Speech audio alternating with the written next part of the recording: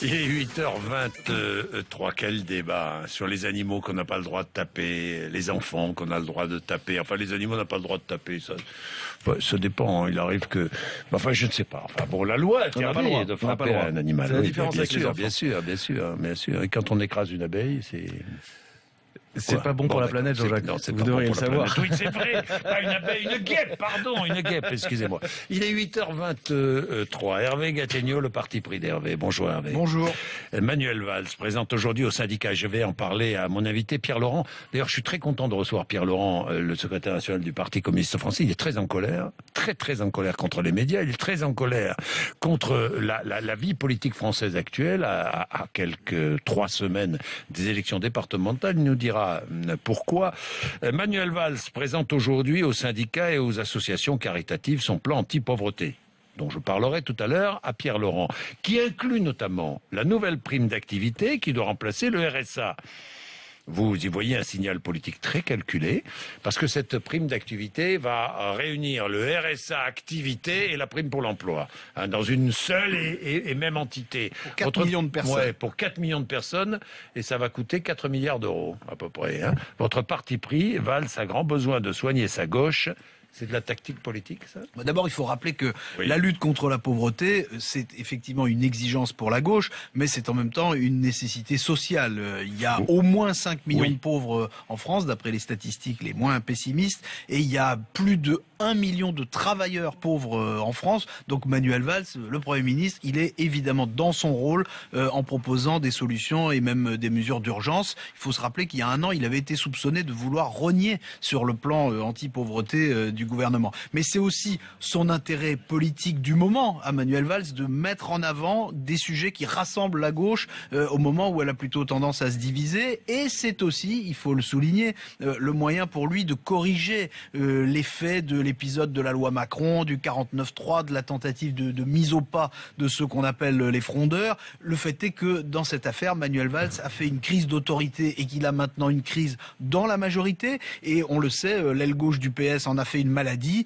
Et bien, Manuel Valls va devoir la soigner. Si le Premier ministre a besoin d'adresser des signaux à sa gauche, est-ce que ça ne veut pas dire qu'il a laissé des plumes dans la bataille pour la loi Macron ? Oui, clairement oui. Même si la loi a été adoptée, on sait dans quelles conditions, Manuel Valls n'est pas sorti vainqueur de son bras de fer avec les frondeurs. Il était déjà caricaturé plutôt comme l'homme de droite du PS.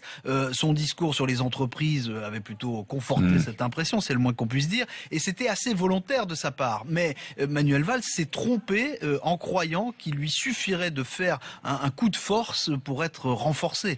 En réalité, il a perdu du terrain dans l'opinion et les sondages montrent maintenant que les frondeurs, eux, ont plutôt le soutien d'une majorité de Français. Alors attention, pas parce que les Français sont forcément d'accord avec toutes les idées défendues par les frondeurs, mais peut-être au moins parce que la méthode les a choqués. En fait, là où Manuel Valls croyait montrer de la fermeté, je crois que beaucoup d'électeurs de gauche ont vu de la fermeture. Oui, mais dans l'opinion publique, ça le sert apparemment, quand je regarde les derniers sondages. Il plus baisse ou moins. plutôt lui dans les sondages.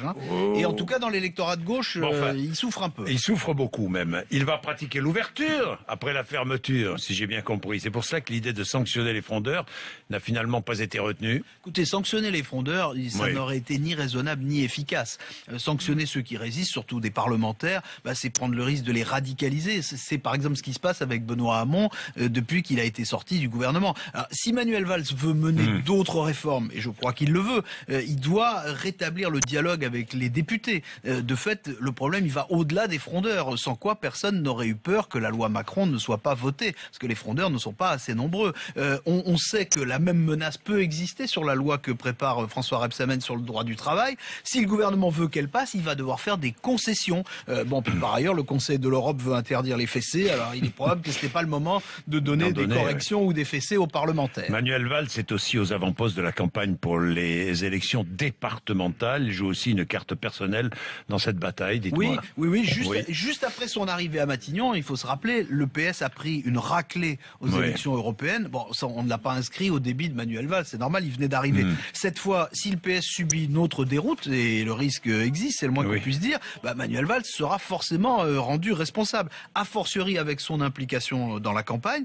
Et surtout, la question qui se pose maintenant, c'est celle de l'état dans lequel lui, comme Premier ministre, va se trouver au lendemain de cette élection. S'il ne veut pas être trop affaibli, pour ne pas dire exsangue, après cette élection départementale, il faut que Manuel Valls trouve un moyen de rassembler. Et jusqu'à présent, il a rétréci objectivement la majorité. Il a perdu les Verts, il a fâché une partie du Parti socialiste, et il a radicalisé les communistes et le parti de gauche de Jean-Luc Mélenchon. S'il n'inverse pas cette tendance, Manuel Valls risque d'être condamné au surplace jusqu'en 2017.